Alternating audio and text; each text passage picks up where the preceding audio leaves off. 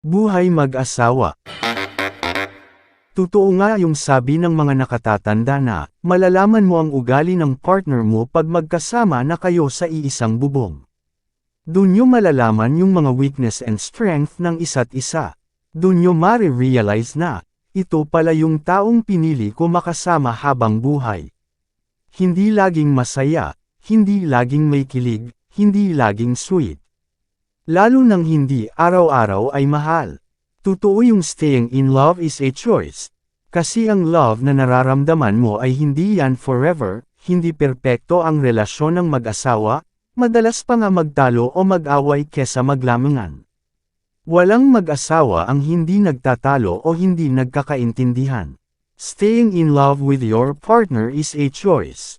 A choice you have to choose again and again. Minsan nakakapagod, mahirap, nakakasawa pero at the end of the day mas lamang pa rin ang pagmamahal, masasayang araw at mga pangarap na meron kayong dalawa. Gaano man kahirap ang buhay, basta hawak kamay niyong lalagpasan lahat. Naniniwala ko, balang araw, aayon din ang panahon. Kaya ako, ikaw lang mula noon, ikaw din hanggang ngayon at ikaw pa din hanggang sa mga susunod pang taon. Mr. Kasag pa subscribe for more videos.